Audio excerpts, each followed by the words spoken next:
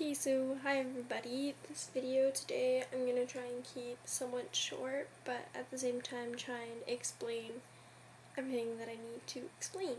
How I sort of stretched my ears, and also just some little tips that I have and things that I've done that I found work for me at least. So to start off, I'm at 5/8 of an inch. And I have these white star plugs in right now. And just sort of my daily routine, I clean them with rubbing alcohol. It may not be the best thing. It comes in a little spray bottle, so you just sort of spray it in your ear once you take out the jewelry, of course. And then I just sort of rub it in. After that, I use jojoba oil. Comes in actually quite a large bottle, and I haven't even used up all that much of it. And I just put some on the tip of my finger and moisturize it each ear for probably about 5 minutes. I just kind of massage them. And I know that when I was still stretching, I used vitamin E oil.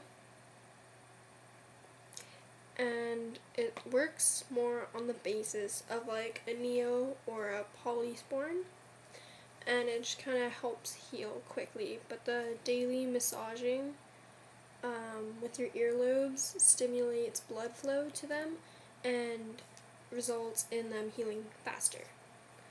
As for my stretching, I basically just bought a bunch of tapers. And a lot of people say that you're supposed to use stainless steel or titanium or any sort of metal to stretch. I didn't. I used acrylic, and it worked just fine for me. I found that when I tried to use any sort of metal, my ears would react to it and they'd start pussing and oozing, and it was really nasty actually.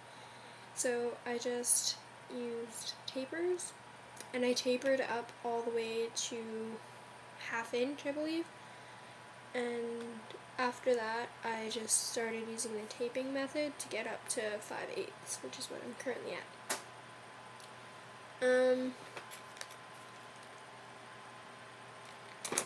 I guess something that I want to say about stretching is that you shouldn't stretch your ears if you're just doing it to be cool or to follow a trend or anything like that. It should definitely be something that you're thinking about doing, because it is somewhat permanent, to a point.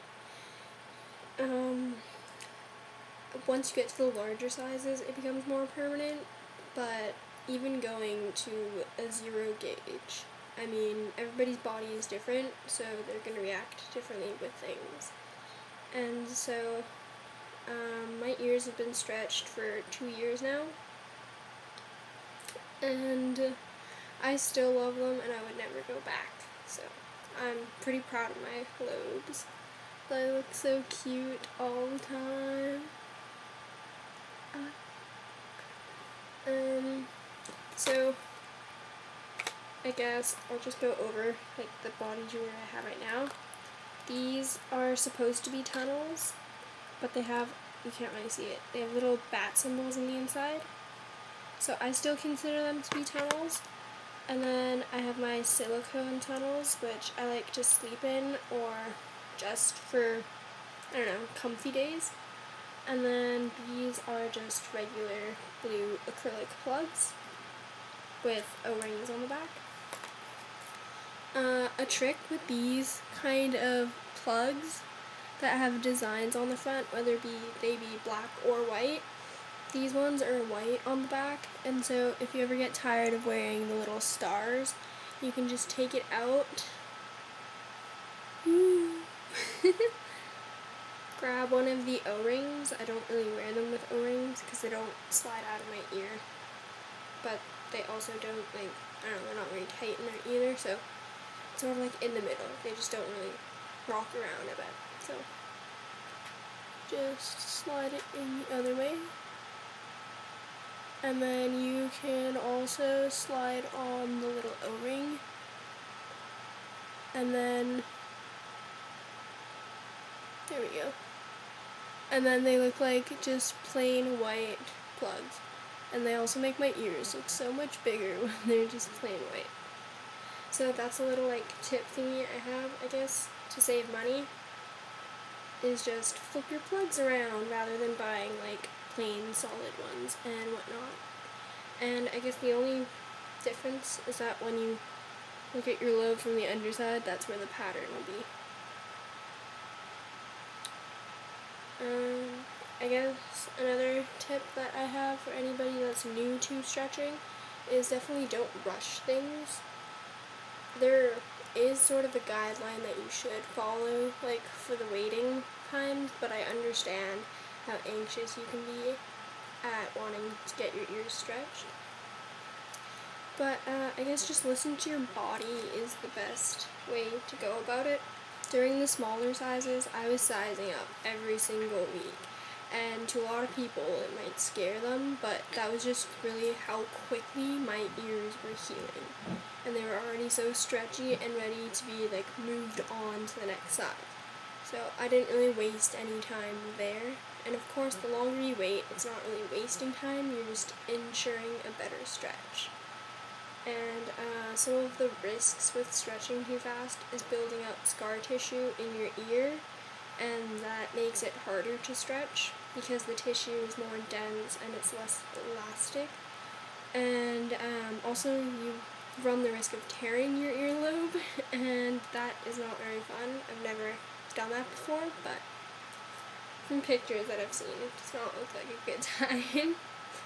And also, if you're using tapers and you sort of rush the process, you can get a blowout, and that's basically when the tissue from like the inner part of your ear gets pushed out to the back. And I guess the best way to describe it is like it forms this little lump on the outside, and if you don't like on the back side of your ear, and if you don't like downsize and take them out, that lump will just kind of heal there, and it looks really gnarly. You should search up all those images before you go to stretch your ears. Other than that, I think this is basically it.